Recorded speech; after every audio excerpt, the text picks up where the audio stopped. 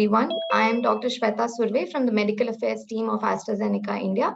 And on behalf of AstraZeneca, I would like to welcome you all to our webinar on experience sharing discussion on CLL.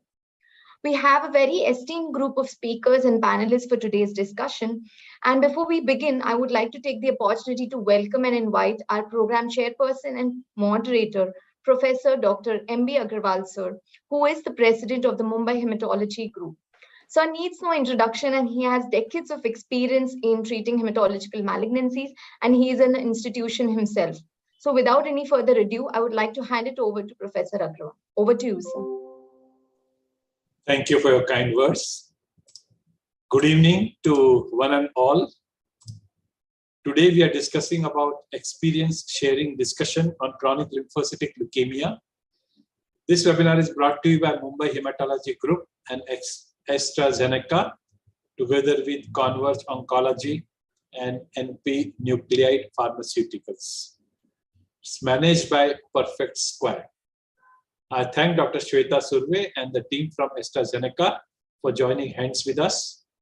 Mr. Yash, Mr. Kalpesh and the team from Perfect Square, the Executive Committee of Mumbai Hematology Group, our guest speakers this evening, all our panelists and you participants for sparing your Friday evening. Do visit the website of Mumbai Hematology Group for our academic activities. It's www.mhgindia.com. Our first speaker of the day is Dr. Vikas Goyal. You all know him. He's a hematologist and hemato-oncologist at Sanjeevan CBCC USA Cancer Hospital at Raipur. And he's going to speak on clinical use of chemoimmunotherapy in the management of chronic lymphocytic leukemia. And this will be discussed by our panelists. And that includes Dr. Sandeep Saha, who is consultant hematologist, hemato-oncologist, and bone marrow transplant physician at Medica Super Speciality Hospital, Kolkata, as well as Dr. Samir Sri Rangawar, who is consultant medical oncologist at National Cancer Institute, Nagpur. So over to our speaker, Dr. Vikas Goyal.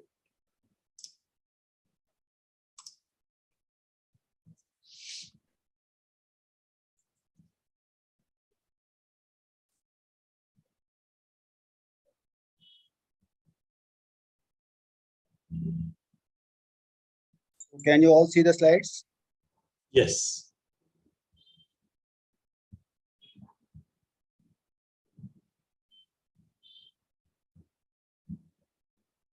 So good evening, everyone. I am thankful to... You have to convert it into slideshow mode. Yes, sir. Yeah, okay. Perfect.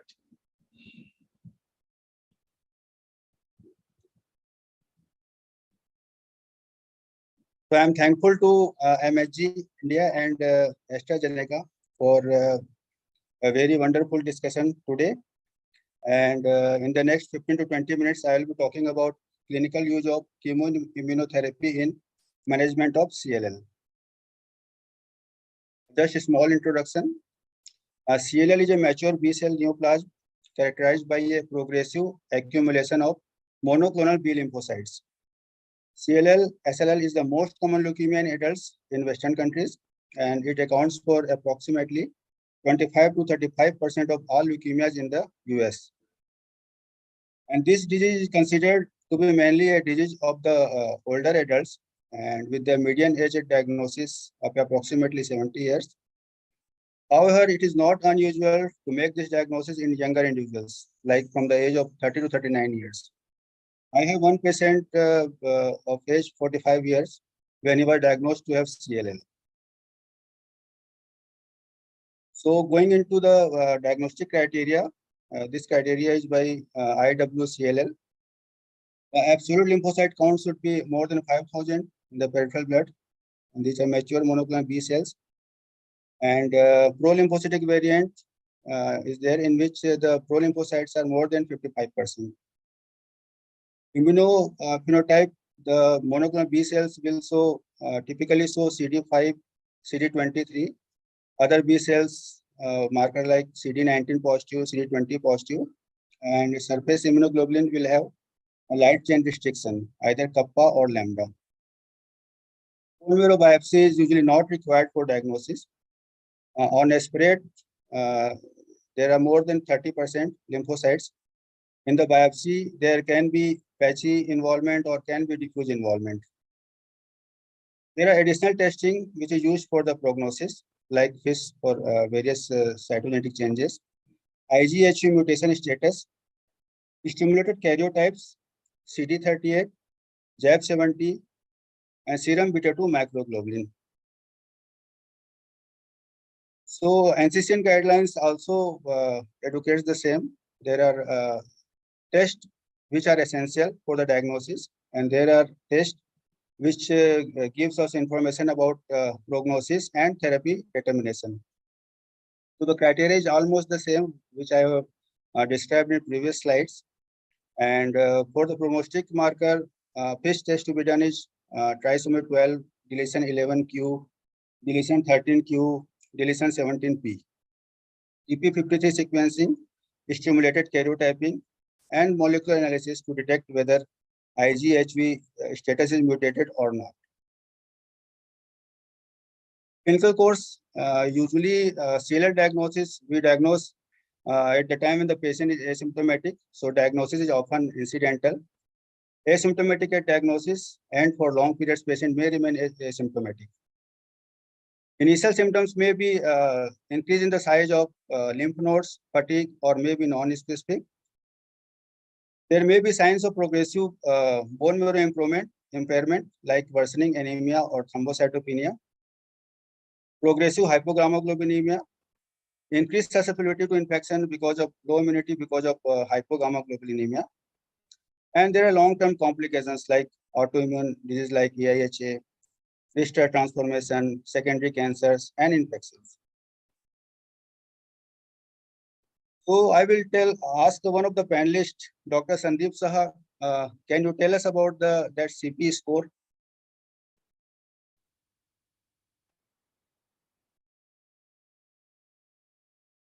Are you there, Dr. Sandeep Saha? Yes, I'm here.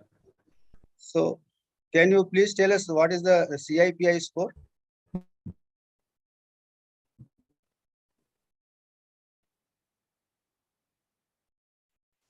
This is basically a IPI score. This is you use actually the Binet score or the RICE score according to that. But nowadays we are also using the IPI score, and the variables are age, clinical stage, beta-2 microglobulin, IGHV mutation status, and TP53 mutations.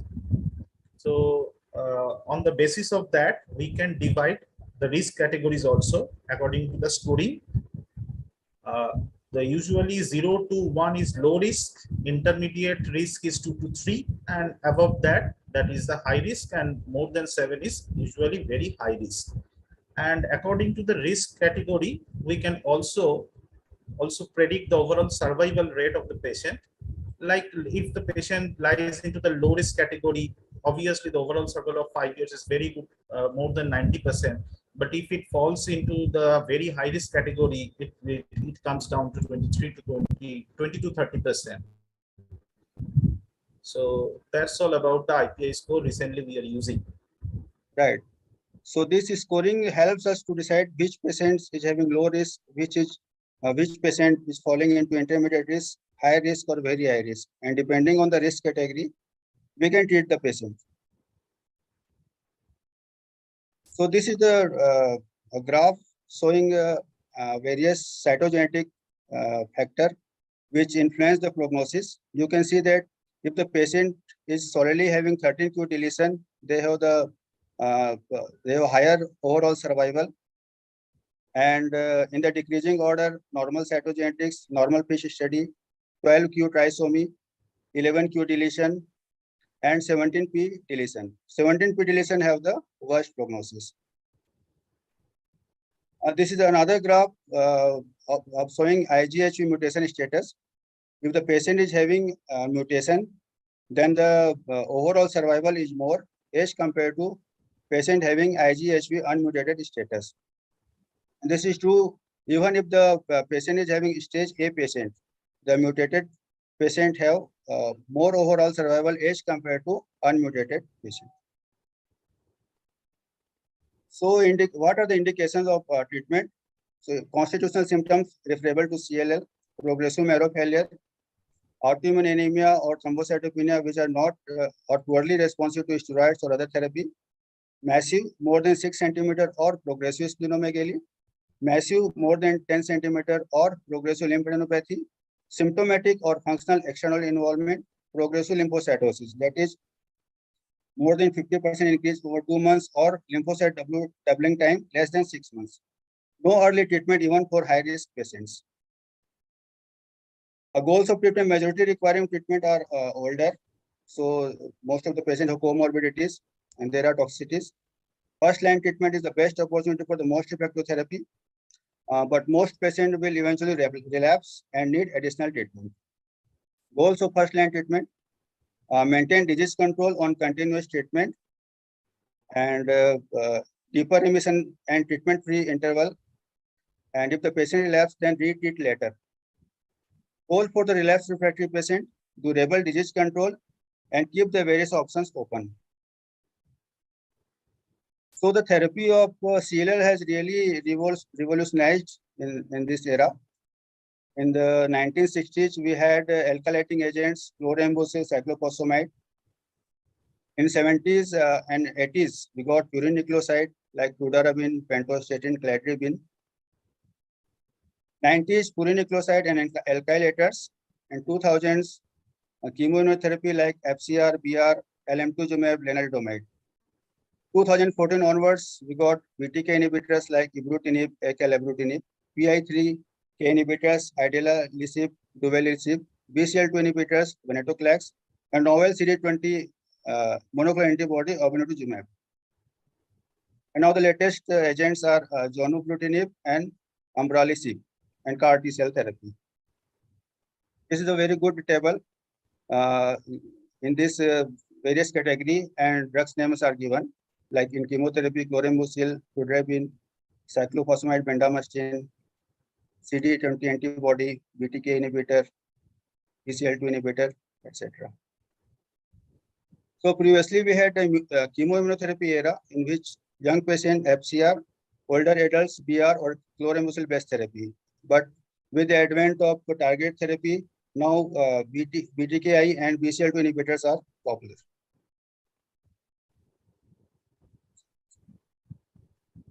So there are various studies comparing chemoimmunotherapy with the targeted therapy. So this is one study, E1912. It was a phase 3 trial of 529 patients. They have taken the treatment of CLL patient whose age were less than 70 years. They received either ibrutinib plus rituximab or FCR. So we can see that progression-free survival and overall survival, they are much more in the category of ibrutinib rituximab as compared to FCR. So this study clearly stated that chemoimmunotherapy is inferior to as compared to target therapy with ibrutinib plus rituximab. Another study A041202, in this study also, the comparison was done between ibrutinib sole agent, ibrutinib plus rituximab and bendamustine rituximab. They found that progression-free survival was inferior with the use of bendamustine rituximab, and PFS was comparable while using ibrutinib alone or combination of ibrutinib plus rituximab. Another study, Murano study, was done in which the treatment was compared between combination of venetoclax plus rituximab to bendamustine rituximab. In this also, they have found that progression-free survival is very good in venetoclax rituximab arm as compared to bendamustine rituximab arm. Overall survival also good with venetoclax rituximab arm. This is the NCCN guidelines for the first line therapy for CLL patient who don't have 17p TP53 mutation.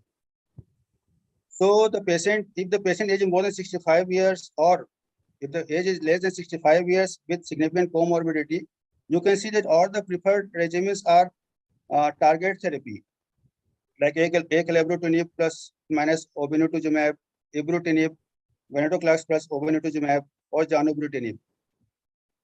Immunotherapy, it is less recommended because of the previous trials I have discussed.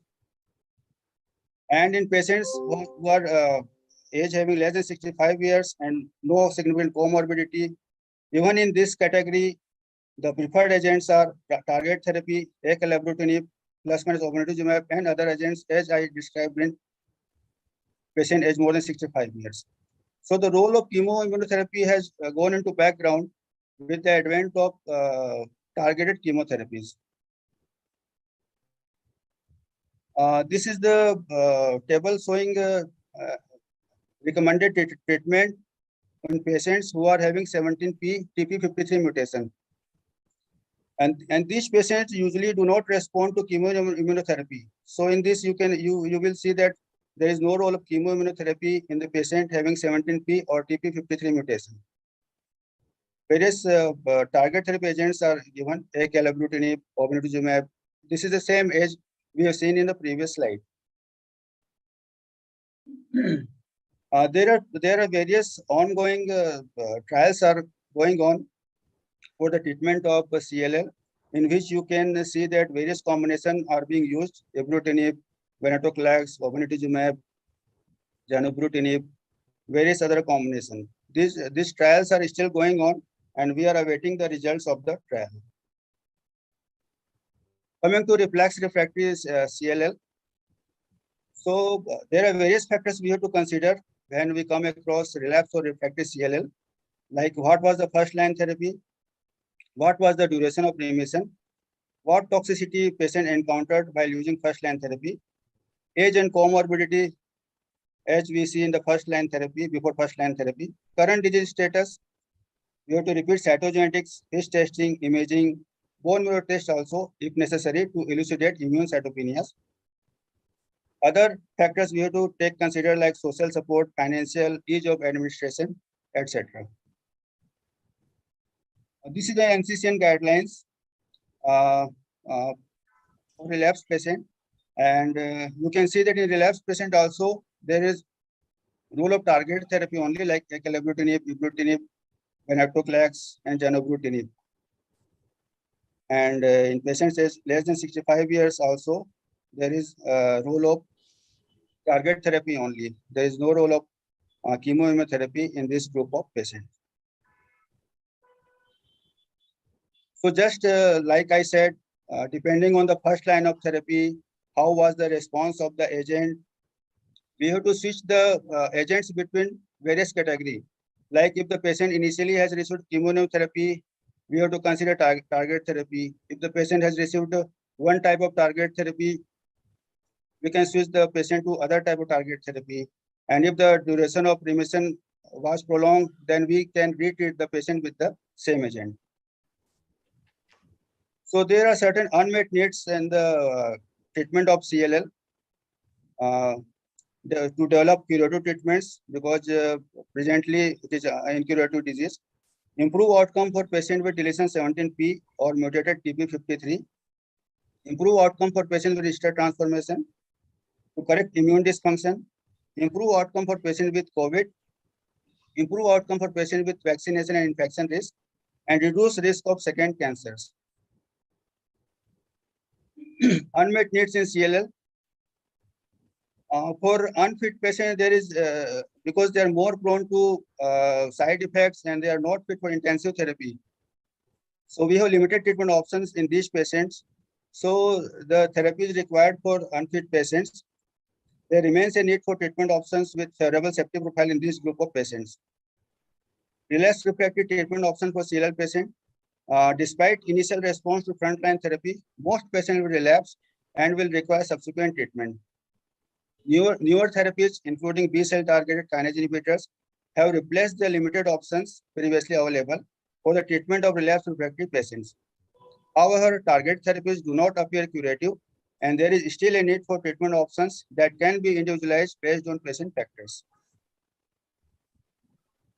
Thank you.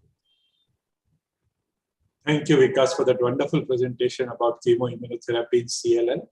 So our panelists, they have any comments, discussion?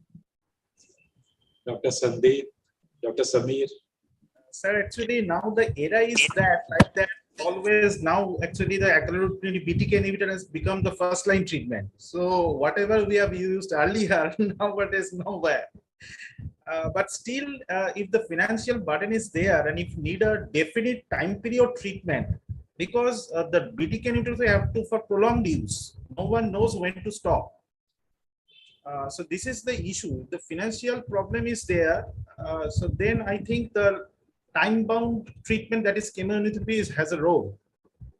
Because because we belong to a third world country, we have the financial poor patients, so we have to think of that. But otherwise, obviously, the world goes with. We have to go with the world. So BTK inhibitor is the first choice. And second thing is, if a patient is having the deletion 17p, and if we don't have the option of Acala or Ibru in a financially poor patient, so what is your experience? What kind of treatment? So that's a tough situation. What kind of? Vikas, you want to answer? So these patients are usually, they respond very less to chemoimmunotherapy. So it is very difficult, like we have to give target therapy to these patients. Otherwise, they will not respond or they will not do good with chemoimmunotherapy. So some support from, and yeah, some financial support from here and there, we should. One thing I can add, whatever I know, the response is not as good as it should be. But sometimes we have seen that high dose methylprednisolone with rituximab sometimes works. Even with the deletion 17p, even this was uttered in the NCCN guideline in a previous guideline also. But obviously, this is not the treatment of choice. Dr. Samir, would you like to add something?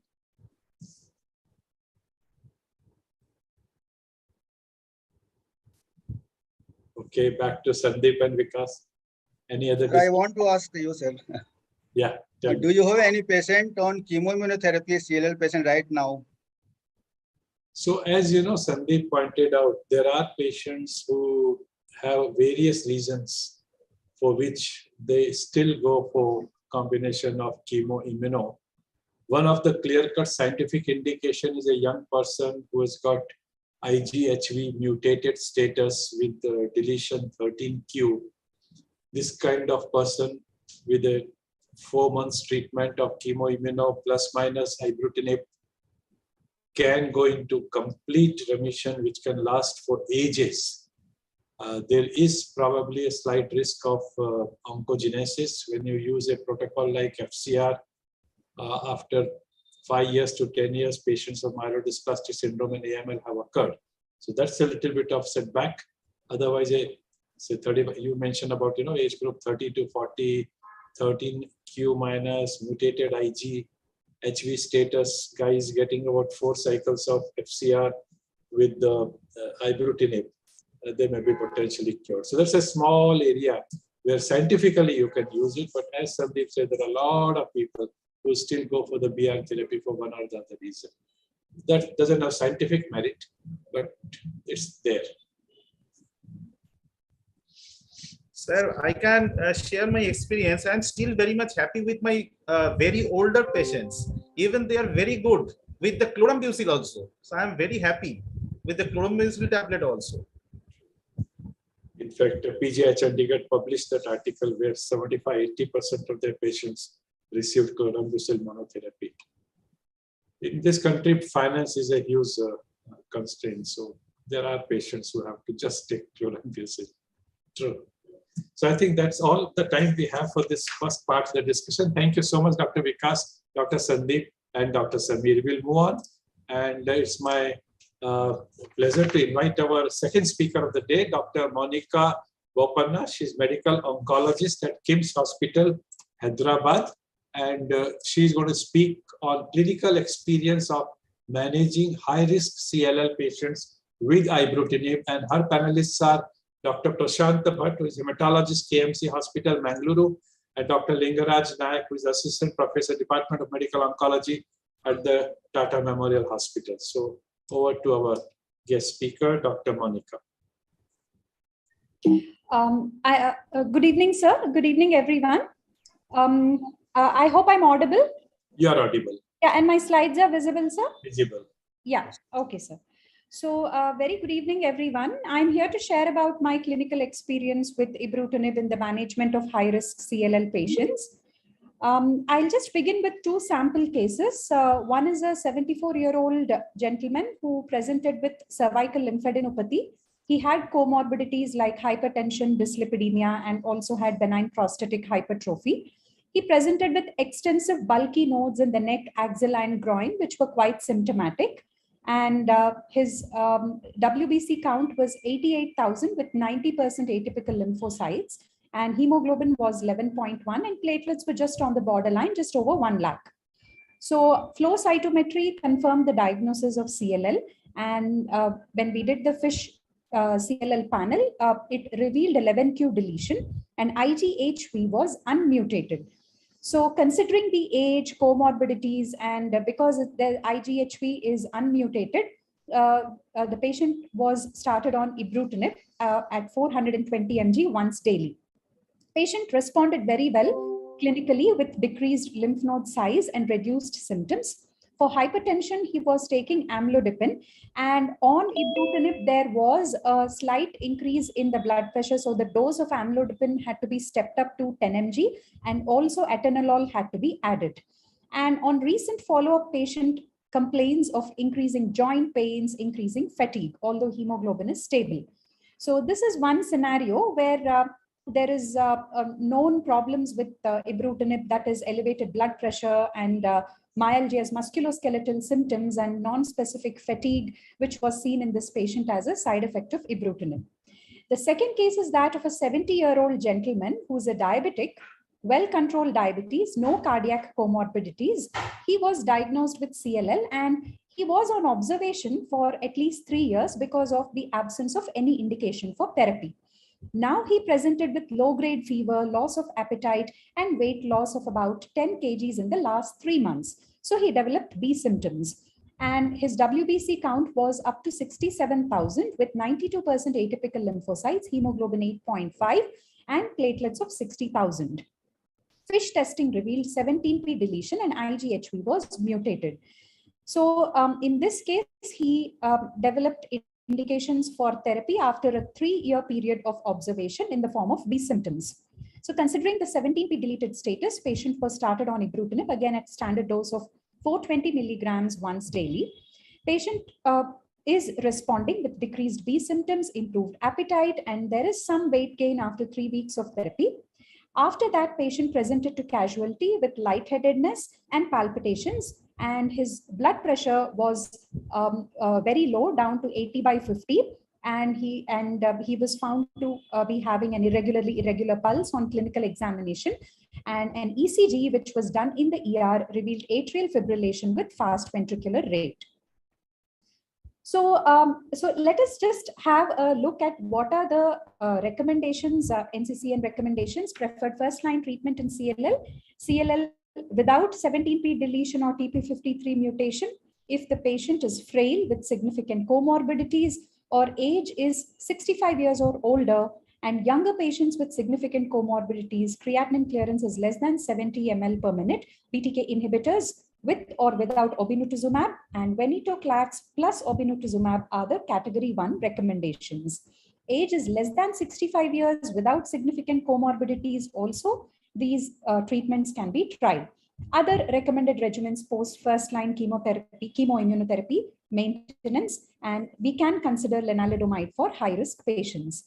If the patient is having 17p deletion or TP53 mutation, then chemoimmunotherapy doesn't really work in them. So BTK inhibitors with or without obinutuzumab and venetoclax with obinutuzumab are the treatment recommendations. These are, however, category 2A. We don't have a really effective or a category 1 recommendation as of now for 17p deleted CLL.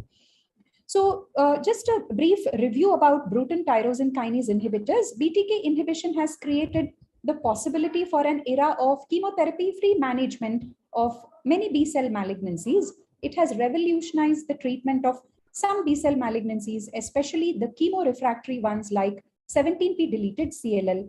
Ibrutinib was the effective and selective BTK inhibitor that received FDA approval as a breakthrough therapy in 2013 after the remarkable results that it had shown.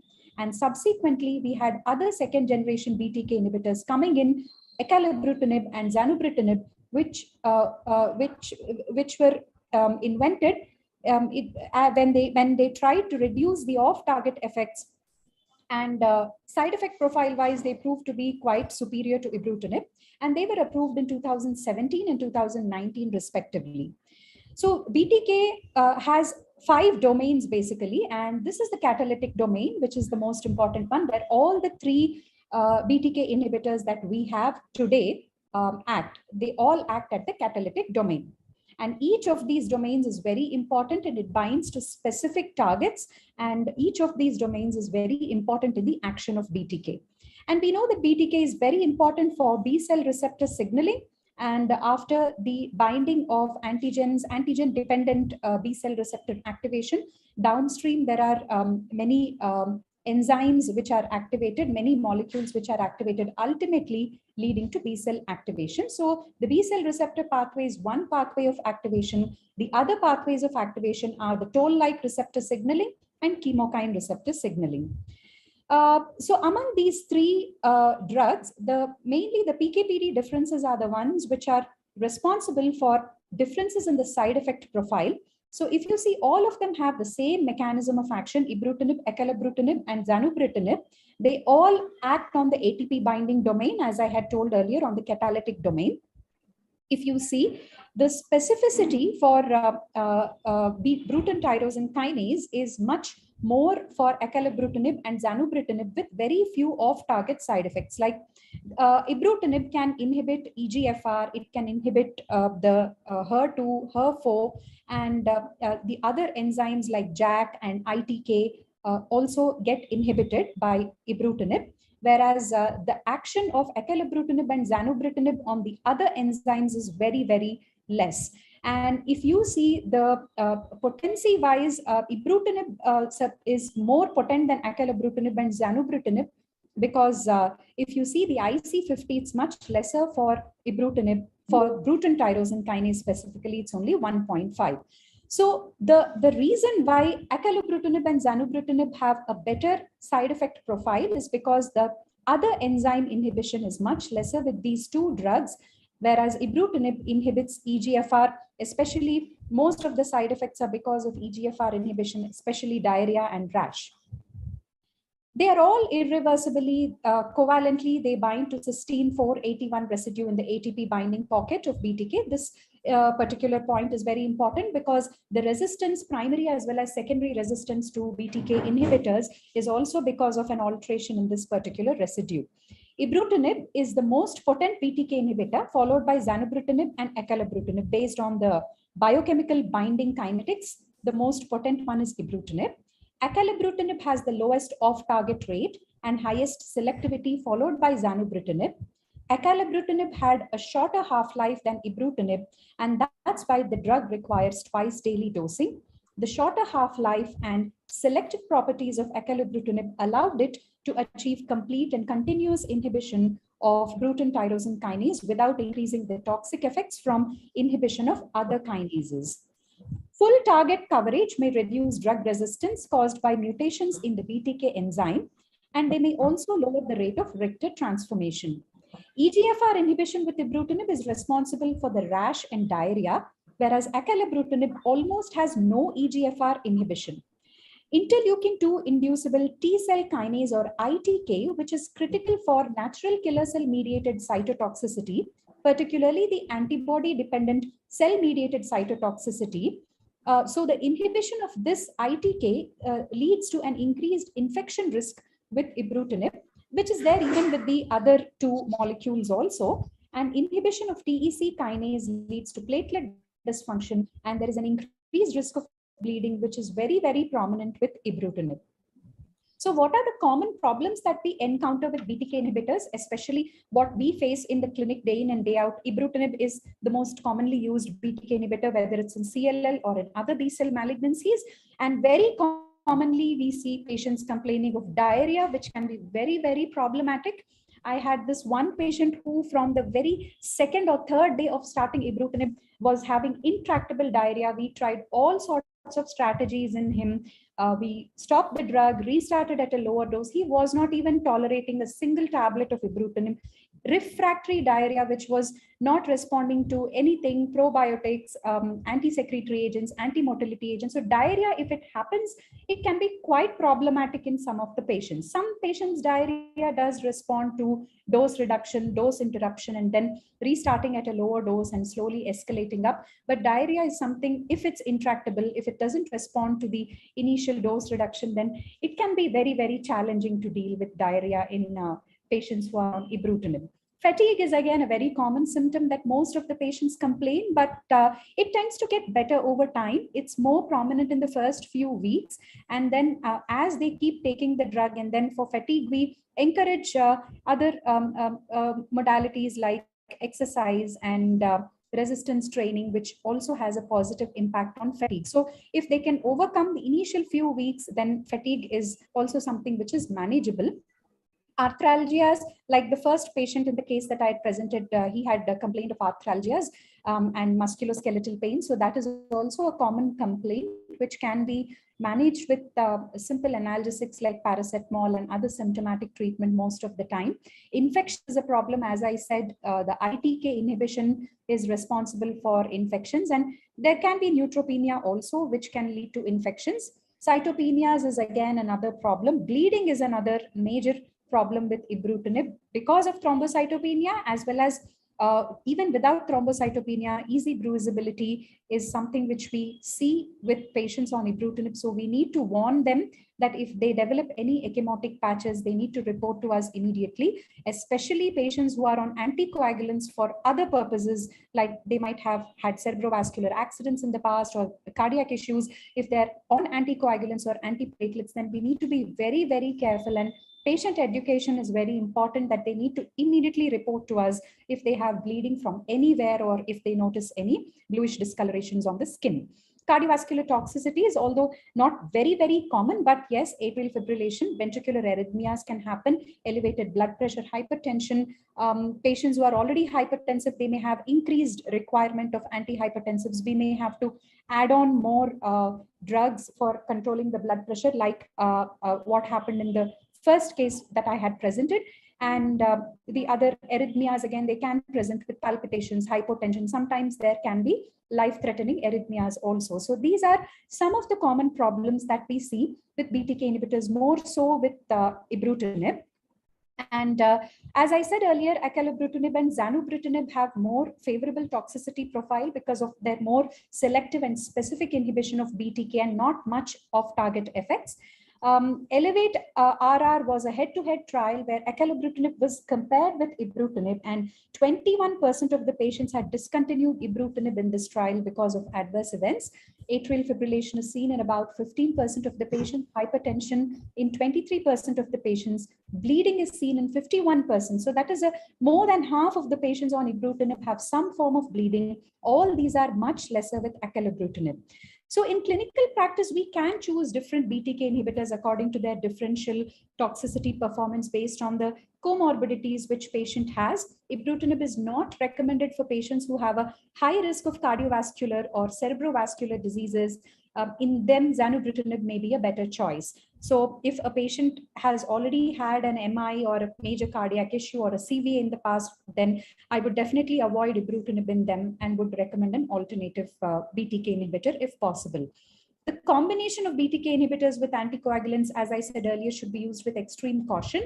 And with chemoimmunotherapy regimens, we give a finite number of cycles, whereas the BTK inhibitors, they are continued until progression or unacceptable adverse events. So that leads to extended clinical benefit in most patients. So any drug which we are using for a prolonged period of time, we need to keep long-term toxicity in mind. So what are the long-term toxicities with BTK inhibitors that should be particularly concerning?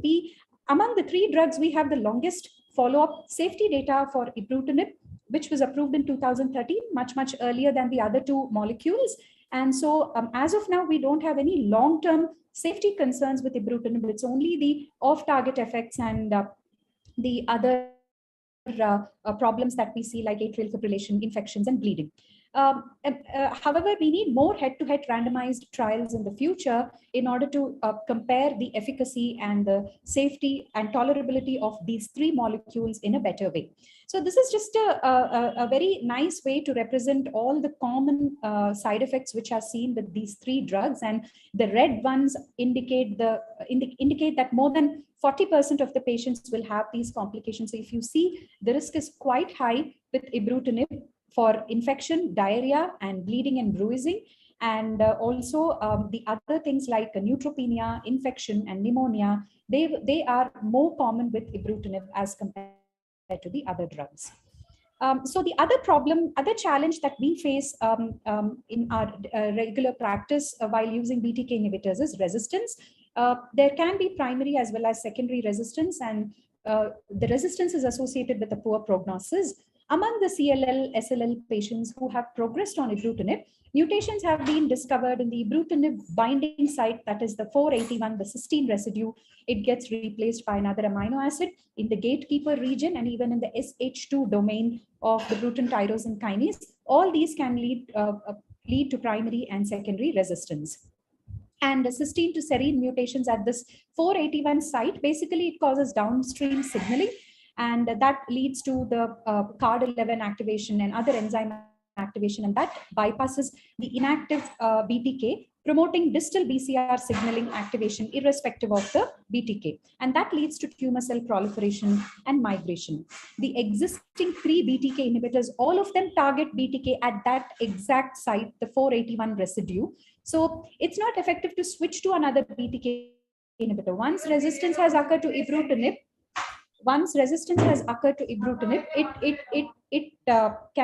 it's not going to work by changing to acalabrutinib or zanubrutinib, because all of them act at the same site. So to conclude, yes, using ibrutinib in the clinic, it can be quite challenging in some of the patients. A very effective drug as it might be, but managing some of the problems like diarrhea and infections, bleeding risk, cardiac arrhythmias can be quite challenging in these patients. And the second generation BTK inhibitors, which have come with a better side effect profile, are definitely the way forward. And probably in the future, we'll have more molecules which are more specific, and they deal with the resistance pathways also that happen when BTK inhibitors are used. Thank you very much. Thank you, Dr. Monica, for a complete cover of this subject. So Dr. Lingaraj is here, and we also have Dr. Prashant. Any discussion? Good evening, sir. Thank you very much, sir, for the opportunity. And hi, Monica. Good evening. Hi, good evening, Raj. Hi. So I think the toxicity of ibrutinib related to the EGFR inhibition, you nicely alluded that we see in couple of patients the skin rash that you typically see with the EGFR inhibitor drugs. So I'm curious to know about your second patient who had atrial fibrillation and presented with a high ventricular rate. So what did you do with that patient, and how did you manage subsequently? So the second patient, we managed the atrial fibrillation with anticoagulation. We stopped ibrutinib, and then we mainly used drugs for rate control. Beta blockers were used. And then, re-challenging because he was also an elderly, and they were quite, the family was quite terrified and quite concerned whether re-challenge with ibrutinib can again cause such an event, which can be fatal also. So, and they're also not the residents of Hyderabad. They stay at a remote place, and getting him would be a problem, and it might be difficult for them to keep coming into the ER. And the family was also not very, so in him, although it was 17p deleted, and chemoimmunotherapy doesn't really work, and not a very affording patient also. So because of financial issues and all these, I did offer just single agent rituximab, and that was also not possible for them. So again, I managed him with chlorambucil prednisolone for whatever it is worth. I put him on that. And this was almost a year and a half ago, and I have not seen this patient again. So he was like lost to follow up. So we couldn't connect to him again. Thank you. Dr. Prashant? Yeah. Hello, sir. Hello, Dr. Monica. It was a wonderful presentation. I have one question. Now, actually, it is a dilemma for me. 2 days back, I saw a patient. He was basically my patient since 2019, CLL. Now, upfront hemoglobin platelets are normal, no major lymphadenopathy. He has got a small spleen, but not a big one. And upfront deletion 13q present and IGHV mutated. P53 was negative. So I just counseled him for observation because there was absolutely, I felt there is no indication to treat him. So I kept him under observation first 3 years in the sense that 2019, 2020, I told him no need of treatment. After that, COVID came, he couldn't come to me. So he was lost to follow for almost 2 years. In between, he went to another 2 doctors. One doctor repeated all the investigations again, and then all the genetic markers remained the same. One doctor told him, since now you fall into intermediate risk category, we will start you on acalabrutinib. Another doctor told him, since you are IGHV mutated, so bendamustine rituximab chemoimmunotherapy will be curative for you. So we will start that. So with these 2 suggestions, he didn't start any of that. He came back to me again, asking what is my opinion. So I reiterated that I am not going to start him on any treatment as of now, because even now I don't find an indication to start treatment. And I reassured him, but was I right or was I wrong? That's what I just want to know from the panel. Dr. Monica, your views? Sir, I think you're absolutely right, because I don't think we decide the treatment based on whatever the risk stratification may be. There are definite indications for treatment, and I don't think treatment is warranted in this particular patient at this point of time. He can just be kept on a close follow-up, maybe 2 or 3 monthly visits, and for complete inquire into symptoms and a physical examination, I think should be the way forward for him. Yes, yeah, thank you. Thank you for reiterating my stand. Well, thank you so much to all 3 of you. That's all the time we have for the discussion. Samir here. Yes, Samir, go ahead. We missed you in the first session. Yes, sir. I was in OPD. That's why. So, sir, just one question from my side to you and even Dr. Lingaraj and Dr. Monica. So, sir, bleeding and bleeding tendencies is one of the major side effects which can be really detrimental with both ibrutinib, and even with acalabrutinib we sometimes can see. So in such cases, just one patient of mine now complaining of hemoptysis on acalabrutinib. So how to manage such adverse events, whether we should stop immediately and whether we should then re-challenge with dose modification, and what protocol you people are following? Dr. Monica? So maybe, I mean, acalabrutinib, I have, frankly speaking, I have just one patient whom I've just recently started, but ibrutinib, yes, easy bruisability, I have seen in a few patients. I have not encountered major bleeds in them, but I think just choice of, if they are on anticoagulants or antiplatelets, then if there's an absolute indication, whether they can be stopped, or sometimes we give anticoagulants for for DVT. So after a certain period of time, we can stop the anticoagulants. So anything correctable like that, any vitamin K deficiencies, these are the things which I would like to see. And then maybe dose reduce and continue the BTK inhibitor is what I follow. Unless there's a very life-threatening bleed, then I would think twice before re-challenging. Thank you. As we are running out of time, I think we will move to the next session. Thank you so much. And it's my pleasure to introduce the next speaker, Dr. Ayaz Ahmed, who is consultant hemato-oncologist and bone marrow transplant physician, Department of Hematology at Rajiv Gandhi, New Delhi. He's going to speak to us on his clinical experience on acalabrutinib in high-risk CLL. And his panelists include Dr. Ankur Jain from Department of Hematology, Vardhaman Mahavir Medical College and Safdarjung Hospital, New Delhi, and Dr. Ankur Mittal, Clinical Hematologist and BMT Physician at Mohandai Oswal Hospital, Ludhiana. So over to Reyes. Good evening, sir.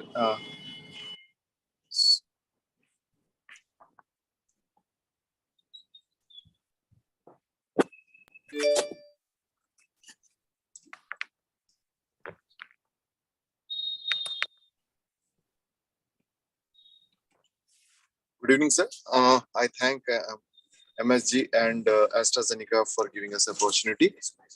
So before that, I'll just say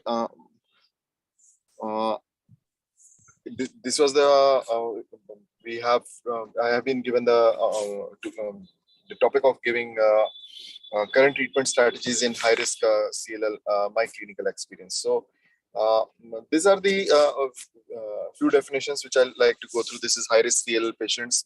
Basically, when there is an indication to treat CLL, which we have been listening to the previous talks, we finally at diagnosis, we do the diagnosis, counsel the patient, and when there is an indication to treat, we are doing the FISH for CLL, IGHV, and TP53 mutations.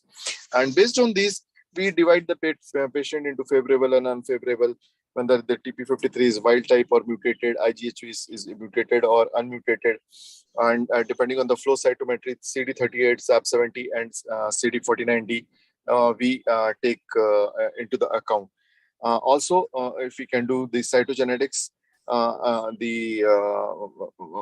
this has to be taken into account, and then we counsel the patient accordingly. The prognostic value of FISH, we have been studying and we have been practicing in our day-to-day practice. Also, deletion 17B, the most notorious, the outcome in these patients is low, and 13q being the better that we were discussing. There is a few select of patients in which 17p is negative, 13q deletion. There is some role of young patient in which BR can be given as Hestrolius, FCR or BR still have some role. Majority of our practice has been ibrutinib or acalabrutinib these days. But yeah, young patient coming to us with the good cytogenetics report, the favorable risk criteria, this chemoimmunotherapy still maybe can be tried. The impact of TP53 mutations or TP53 deletions on overall survival. When the TP53 wild type, we can see the survival is better than what we have. The TP53 alteration is there, and if the mutation plus deletion is that's the worst category. You can see at the right end of the cartoon showing it's the worst type of the survival curve, and respect to the TP53 wild type. So, according to the IGHV mutational status, this is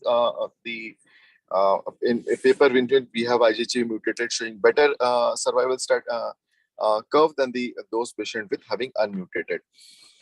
This we have gone through the CLL IPI prognostic score.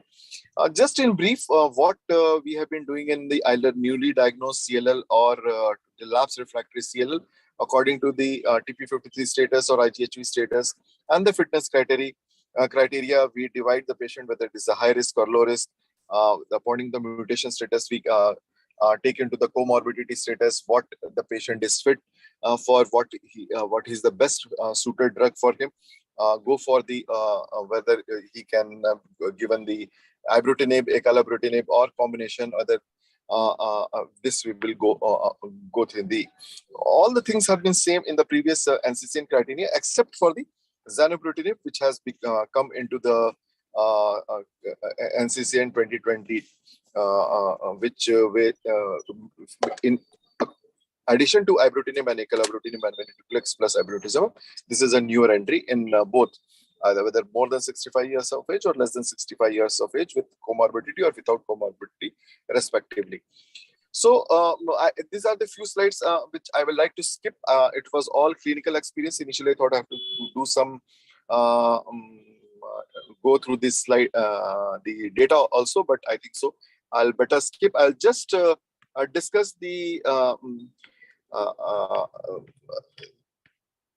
data of, I'm sorry, I'm just skipping these slides. We have the, I have a cartoon of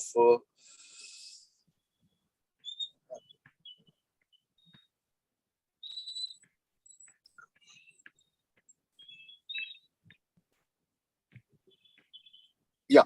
So in the relapse refractory setting, in the ASCENT trial, whether they had this deletion 17, they had this in one arm, they had this acalabrutinib versus investigator's choice of adalimumab rituximab or bendamustine rituximab. We have gone through this ASCENT trial, and they had this high-risk mutation positive deletion 17 and the mutated TP53.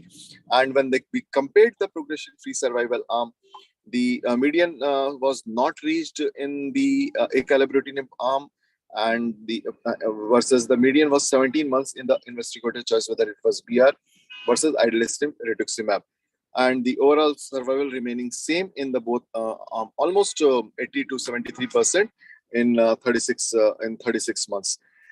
In the RESONATE trial, again, in the when they mentioned the ibrutinib and ofatumumab, the we have the the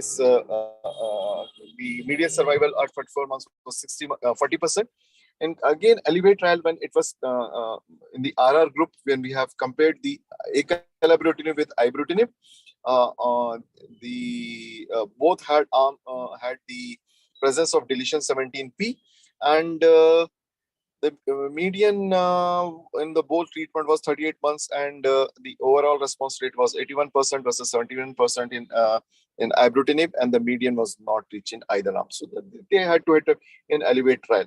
So these trial almost similar when we current the select of choice of ibrutinib and acalabrutinib in our practice also has been same. We say the lesser, going by that, the lesser side effects to the acalabrutinib as compared to the ibrutinib arm. Of late, we have started treating acalabrutinib with the advent of generics, which the life has made a little bit easier. But most of the patient have been 50% of our patients are on the generic acalabrutinib. So I'll just go to the my experience in the Rajiv Gandhi in the ibrutinib and acalabrutinib. This is the paper initially which we have presented in the relapse refractory CLL and mantle cell lymphoma, and also we have done when the ibrutinib was initially launched, we have used in multiple relapsed refractory case, we used the ibrutinib as a bridge. We brought the disease under control and went to the allogeneic stem cell transplant in a case of mantle cell lymphoma. Now, I'll just go with the in our CLL. We have got 18 patients of CLL who have been acalabrutinib. We have an acalabrutinib trial. Almost 10 patients are there on that, and the rest 8 patients who have taken of their own the acalabrutinib in mantle cell lymphoma. Almost 8 patients are there and who are on this acalabrutinib. So in CLL, the the ratio was of male to female is 15:3. 7 were initially multi-line treated. Rest was the front line monotherapy. The ECOG performance ratio was good. RAS stage was almost 4 in every case, and we had 4 cases of 17p deletion IgG unmutated, 1 case of 11q, and the rest was normal in multi-line. All the multi-line treated, they have received at least 3 to 4 cell therapies prior to this. Median time to response was 4 to 5 months. 5 patients achieved partial response, 12 complete, 1 died due to sepsis. This was in the CLL. The patient was in trial actually. So the adverse event, what we find mainly in our fatigue, diarrhea, upper respiratory tract infection. 1 patient had developed pneumonia. Eventually, we got him out. But the other most common things which we have been seeing is anemia, neutropenia, and thrombocytopenia. This has been in the CLL arm. In mantle cell lymphoma, we have got, sorry, I couldn't change that. It was initially 4, now it is 8 patients we have got. All are, the patient was 60, all have stage 4. The monotherapy are 6 patients, 2 patients in combination either with the venetoclax, 1 patient with rituximab, acalabrutinib, and bendamustine. The median therapy previous was 4. Of this, the 2 patients achieved response after 3 months, but after continuing therapy, 1 had lost the response and died, and the second progressed after 9 months. The 2 patients did not achieve any response and died of the disease. 4 still on 2 months of therapy. So these are our short summary of slides. What we have this data on CLL and mantle cell lymphoma. The most of our patients, the acalabrutinib trial has helped, and the others are on the generic. So adverse events which we see in the mantle cell, the fever, diarrhea, urine tract infection, myalgia, pneumonia, and the cytopenias, both anemia, neutropenia, thrombocytopenia, and not major side effects we could find during this acalabrutinib. Ibrutinib did had this. We were discussing about the, but in our experience till now, I have not faced any bleeding or till now in the atrial fibrillation. Thank you, sir. Thank you for giving me an opportunity. Thank you, Rayas. So we have Dr. Ankur Jain and Dr. Ankur Mittal to discuss. Please go ahead with whatever discussion you want to do.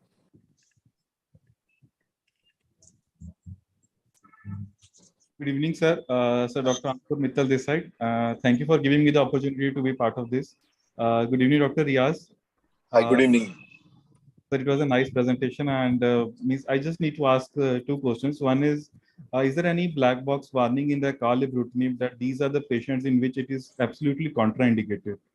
And the patients, those who have anemia or neutropenia, so was there any response by dose reduction? So we continue the therapy, or we have to stop the therapy in between? Hi, good. I don't know any black box warning for acalabrutinib, except for the initial cardiac patients who are there. I don't know whether it is complete contraindication.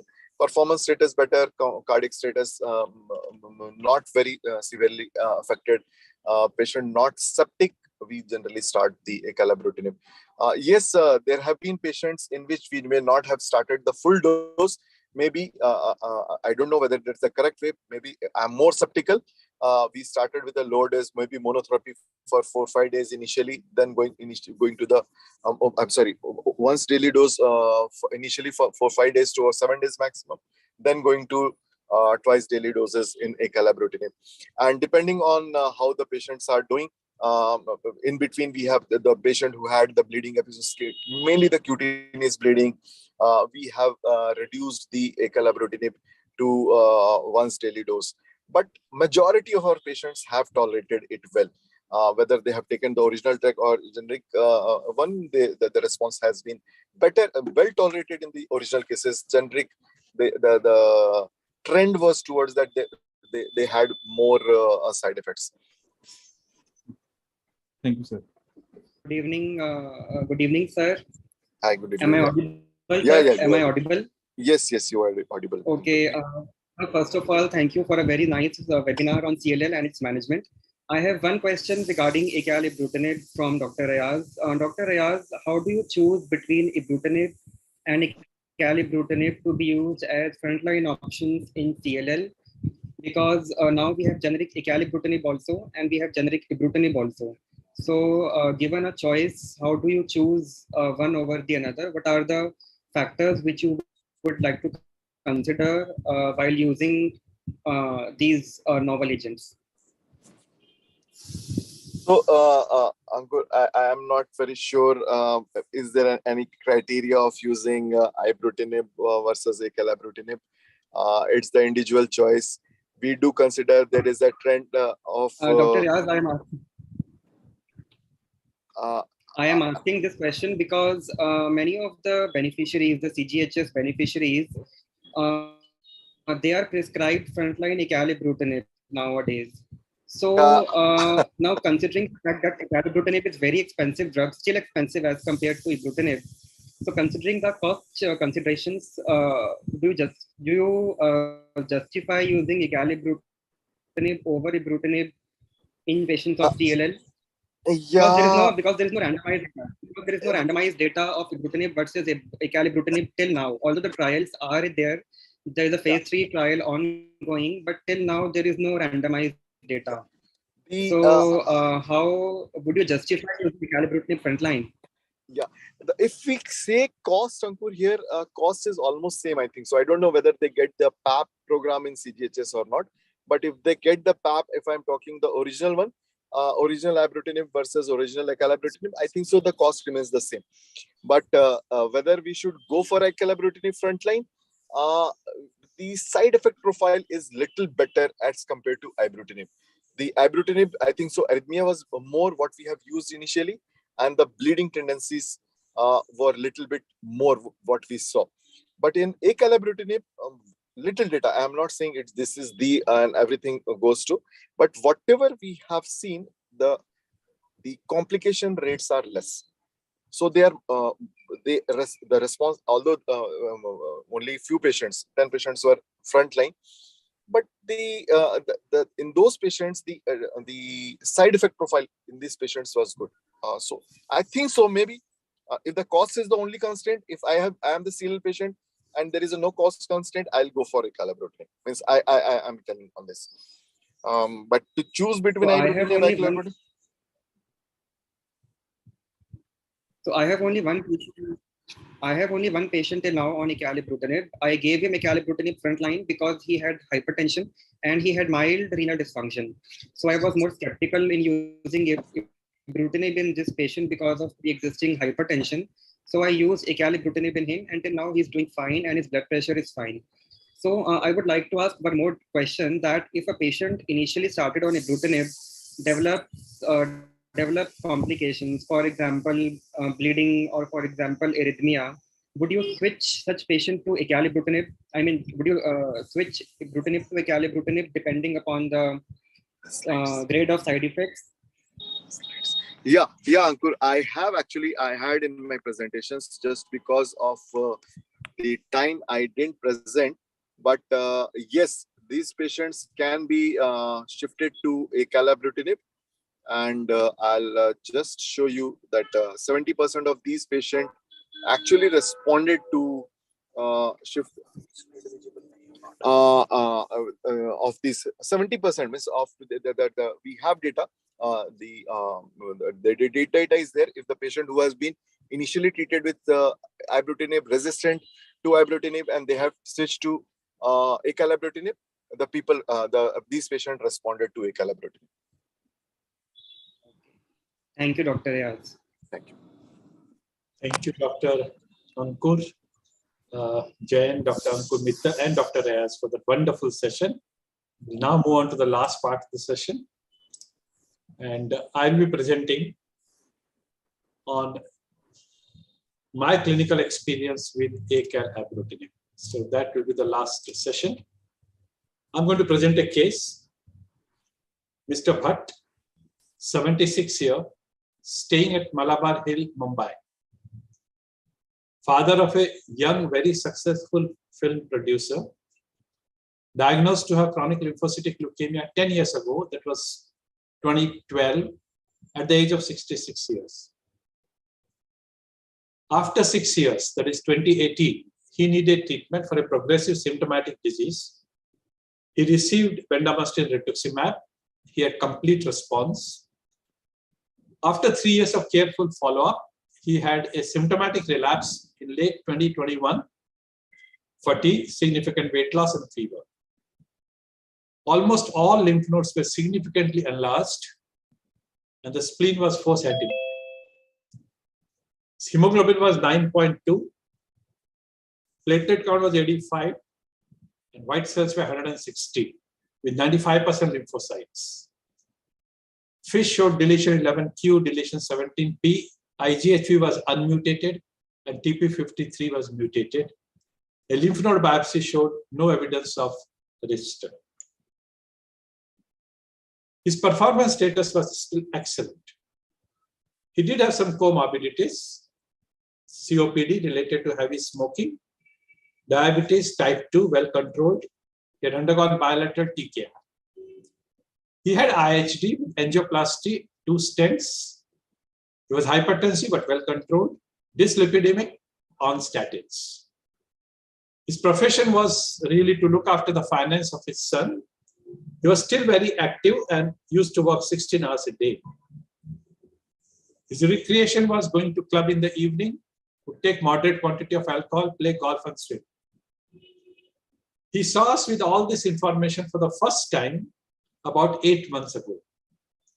And the reason for consulting us was that for his relapsed disease, he was offered a variety of different treatment options by different consultants. And that makes his mind chaotic. He was offered chlorambucil monotherapy with the reason that he's too old to take anything else. Another one offered him a repeat of bendamustine rituximab as it had worked beautifully 3 years ago. The third one offered him bendamustine with obinutuzumab with the reason that that is a more powerful and effective mAb than rituximab. The next one offered him ibrutinib monotherapy, explaining him that the mutations that he has, the chemoimmunotherapy is absolutely contraindicated and may even shorten his life, and he was right. The next one offered him ibrutinib with a mAb, stating that the doublet is better than a monotherapy. Another one suggested him to take venetoclax with obinu so that he will have a fixed duration therapy. And the last person he consulted offered him all oral therapy for a fixed duration, that is venetoclax with Ibru. With this kind of advice, he consulted us. My opinion was that all the 7 options that were offered to him were probably inferior to what I had in my box. And my suggestion was that he should go on acalabrutinib. Why did I offer him acala? His molecular profiling did rule out chemoimmunotherapy at all, which will shorten his life if offered. And therefore, chlorambucil or bendamustine-based therapies were totally out. He could have opted for venetoclax or ibrutinib or acala with or without mAb. Venetoclax has an advantage of a fixed duration therapy. However, it's an inadequate therapy when you've got deletion 17p or TP53 mutation, which invariably requires a continuous therapy and do much better with a BTK inhibitor. With his cardiac condition, ibrutinib was virtually a death nail in the coffin. And hence, acala was probably the safest, most effective, the least toxic oral monotherapy for him, where superiority of adding a mAb still remains unproven. Just last year, you have this publication, CIT as first-line therapy for CLL, dead or alive and kicking. And for most of us, chemoimmunotherapy is virtually dead, first line, and of course, it's dead in second line for all of us. So chemoimmunotherapy in the treatment of CLL is probably once upon a time. If you look at the druggable molecule targets for CLL, you have the mAbs acting at CD20. You have BTK, so Ibru, acala, and others, and we have only 2 of them available in this country. And you have PI3K inhibitors, idelalisib and dualisib, and idelalisib is going to be marketed soon. And you have venetoclax, which is BCL2 inhibitor. So the BTK inhibitors available to you and me are 2, acala and Ibru. So let's see something between Ibru and acala. So comparison of acala, which is a selective BTK inhibitor, versus Ibru, which is a little non-selective in CLL. Now the kin map of 518 human kinases is shown here. Acala is the 2nd generation BTK inhibitor, which covalently binds to C481. It's from the house of AstraZeneca. Both of these are oral agents. Ibru is given once daily, 420 milligram, that is 3 capsules of 140, while acala is given twice daily, 100 milligram capsules. Ibru inhibits many kinases, as you see in the left upper part, As against this, Acala inhibits very few kinases other than BTK, as seen in the kinome profiling using kinome scan at the left bottom. And therefore, Acala has much lesser off-target side effects. IBRU shows off-target effects through the inhibition of additional kinases, and these include EGFR, ITK, and TEC. Acala does not cause significant inhibition of EGFR. It does not cause significant inhibition of ITK, and it causes a weak inhibition of TEC. Now, if you look at these molecular targets, they define the adverse events. Bleeding is attributed to the effect of BTK on TEC family proteins. Rash and diarrhea are related to effect on EGFR. And the molecular target leading to the development of atrial fibrillation is the CSK. So, ibrutinib leads to certain side effects. The green ones are the very common ones, and the red one are a bit less common. So, you have a very, very common side effect in the form of atrial fibrillation, bleeding, and hypertension. And you can get heart failure and ventricular tachycardia. Why did I offer him Acala versus IBRU? And the reason is this difference in the incidence of atrial fibrillation, 16% with IBRU and 9.4% with Acala. Not only that, what is eye-opening is these publications of cases. This is ventricular arrhythmia leading to sudden death on a patient on IBRU. This is sudden ventricular fibrillation and death during IBRU therapy. This is high-grade heart block associated with IBRU therapy. This is sudden or cardiac death on IBRU-based therapy. And these are associated with the past history of hypertension, cardiac disease, and the use of ACE inhibitors. Look at the real-world data from IBRU. Dose reduction, holding, and discontinuation CLL occur in 43% of patients. That means every alternate patient. Look at the side effect profile. Bleeding and atrial fibrillation are more common with IBRU, and headache is more common with Acala. But this headache is easily manageable and it regresses with the passage of time. And that is what is shown over here.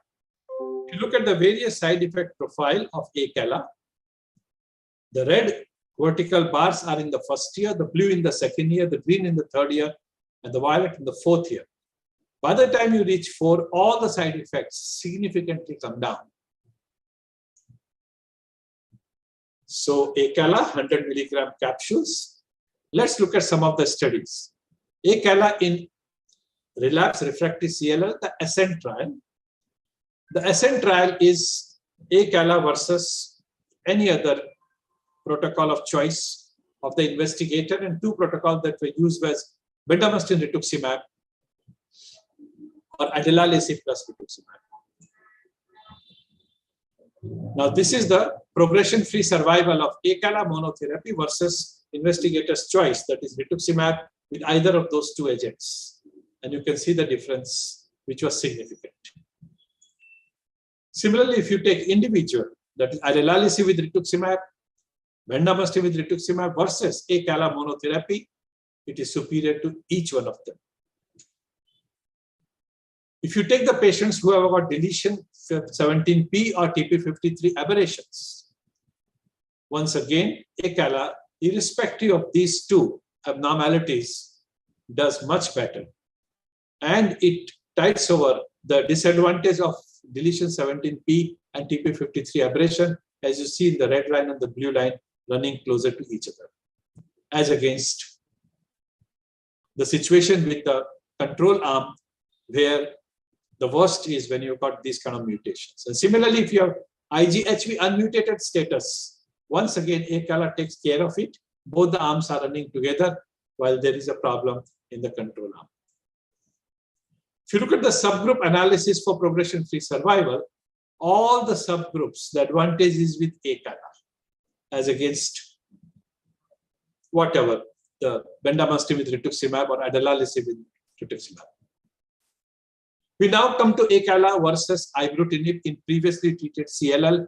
The results of the first randomized phase 3 trial published by John Baird in Journal of Clinical Oncology 221. As far as the efficacy is concerned, the both are identical.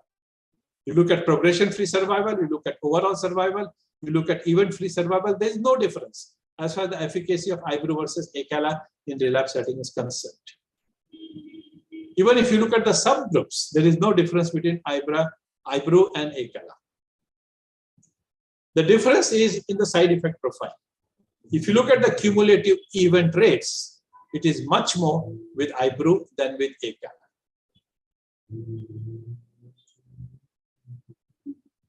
Now, if you have intolerance to Ibru, can you use Acala? Is published in this study, Acala monotherapy in patients of CLL who were intolerant to Ibru. And the key points were, Acala has good tolerability in patients with relapse refractory CLL who were intolerant to Ibru. And Acala demonstrated a high response rate of 81% in patients of relapse refractory CLL who were intolerant to Ibru. So for patients who are intolerant to Ibru, or when you have used frontline BTKI with or without CD20 monoclonal antibody, if there is a progression of the disease, then probably it is not worth using Acala. It is best to move to venetoclax with rituximab. But if it is intolerance and there is an indication to treat, you could either go to Acala or you could go to venetoclax rituximab. And once you have failure of results there, you could move to the other one.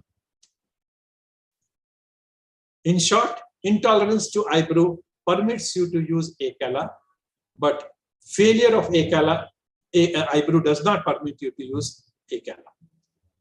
The side effect profile of using Acala in Ibru intolerant patient is that the recurrence of symptoms is only in 1/4 of the patient. In 72% of the patient, the symptom that occurred due to Ibru did not occur due to Acala. And out of this 28%, 13% were low grade, 11% were same grade, and 3% were a higher grade. So, all in the family. Back-to-back kinase inhibitors can be used in treatment of relapse refractory CLL if you are intolerant to the first one, MATO. Talking about the case for the continuous therapy with BTKI versus restricted treatment or a time-fixed treatment with BCL2 inhibitors. And this is a nice publication in Blood Advances, Point and Counterpoint, the case for BTKI and the case for BCL2 inhibitors. And this was in ASH last year, upfront therapy, the case for continuous treatment by TAM. Recent data for ACAL in CLL by none other than Paulo Ghia. And the conclusion was in US, the clinical use suggests that Acala is well tolerated and associated with, and this is the most important thing, well tolerated and associated with fewer adverse events than ibrutinib. Whether it is skeletal-muscular pain, whether it is diarrhea, whether it is fatigue, whether it is bleeding tendency, whether it is hypertension, whether it is infection, and of course, if it is cardiac. And this got confirmed in the real life and was equal to the data generated in the clinical trials.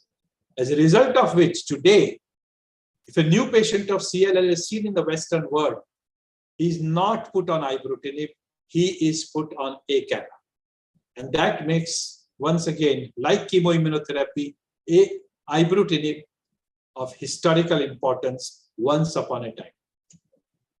I conclude my presentation by saying that Acala is the single most effective and safest of the CLL drug in our armamentarium in India, because we do not have other BTK inhibitors at the moment. The oral therapy with Acala does not have the risk of second malignancy, including MDS, as you can have with even a short duration of 4 to 6 months therapy with FCR in the situations which was discussed, young guy who can tolerate FCR and who's got deletion 13q and who has mutated IGHV. So even in that case, you'll be concerned because 40-year-old guy after 5 or 10 years developing MDS or AML, you have shortened his life. Acala therefore should be the drug of choice, and without any exaggeration, I would say in all relapse setting, unfit, poor cytogenetics, poor molecular biology, or even newly diagnosed, young, fit, and good prognostic CLL, I see absolutely no reason why this should not be used as the first drug cut across what type of patient you have in front. And the reason is that the adverse effect profile of Acala is superior to Ibro. And the addition of NAB so far has not shown any great advantage. Unlike venetoclax, it can be continued indefinitely, and that puts it in a superior position for patients with deletion 17p or TP53 aberrated. So happy days are here again. Thank you so much. That completes all the formal presentations, and this presentation is open to all the panelists, whatever discussion you want to do between yourselves, or if you have a question for me. Those who want to open their video, they can open their video. Otherwise, you can go ahead with your choice. Hello, sir. Hi, Prashant. Dr. Prashant. Yes, sir. Sir, now in a young patient, no P53 or 17p deletion, and choice is between venetoclax rituximab versus acalabrutinib. How do you choose in a young patient? Now, older patients, of course, there is difference. Yeah. So it will be a question of patient's decision. As you know, if you are using venetoclax, the patient will have to be very, very closely monitored for tumor lysis syndrome. He may have to undergo very frequent lab testing. Sometimes they may even require hospitalization. So he prefers to have a limited, time-limited treatment and is ready to undergo all this close monitoring from the angle of tumor lysis syndrome. He can definitely go for venetoclax plus injectable treatment of rituximab in the COVID era. While if he wants to avoid rituximab in the COVID era and he does not want to sort of have a close monitoring for tumor lysis with venetoclax, then BTK inhibitor, and in that Acala will be the drug of choice. Okay. Thank you. Pleasure. Any other question, or if you want to discuss between you anything? Ankur? Yes. Sir, I just want to mention one thing, that although Acala is much better than ibrutinib in terms of side effect profile, but only one thing I feel is that Acala has to be given twice a day and ibrutinib has to be given once a day. So considering the fact that it's a lifelong therapy and you can't stop it, it could be a compliance issue with the patient taking pill twice a day rather than taking pill once in a day. That's the only thing which I can say about acalabrutinib. Otherwise, everything positive has already been said and discussed. So that's only one thing which I can say. Right, Ankur. So yes, there can be a mental block, and a lot of people have mental block. Whenever we prescribe a medicine to an elderly person, I invariably take the daughter-in-law in confidence. She's the one who's going to serve food to him, and I invariably tell them his breakfast and his dinner is this medicine. Don't give him breakfast without this capsule. Don't give him dinner without this capsule. So it's a shared responsibility. Elderly people can have cognitive problems, memory lapses. It can happen that unintentionally there can be non-compliance. At the same time, Ankur, I must tell you, the once a day acalabrutinib is 90% as effective as twice a day. Yes, sir. Absolutely. So sir. if you skip Absolutely. 1 or 2 or 3 capsules in a month, I don't think you're going to have a huge setback. So Absolutely, sir. a sudden death due to ventricular arrhythmias and the heart blocks, and we have had a case presentation, Mumbai Hematology Group at the Army Hospital in Mumbai. One capsule, one dose of 420 milligram of Ibro, and in half an hour, the soldier collapsed and died. So one is little concerned about the cardiac toxicity. Till we didn't have Acala, there was no discussion. But once we have got Acala, I'm concerned about advising Ibro, and also the amount of skeletal muscular pain it produces. And Monica presented that case Skeletomuscular pain in the fatigue sometimes is unbearable. And when you switch over to Acala, you find that the skeletomuscular pain just disappears. So, small niggling toxicities sometimes are very important for the quality of life of the patient. So by choice, I first offer Acala. The patient wants to go for Ibru. There is a cost difference. There is this twice in the business. So somebody wants to go for Ibru, it's fair. Sir, Ankur this side. Yeah, Ankur. Sir, apart from the presentation, it was a very nice presentation, as you always used to do, sir. Thank you so much for your kind words. Sir, I have a case with me. She's 40 years old female who was diagnosed with CLL. And she presented to me with the HB of around 9 grams and platelets was 2 lakh.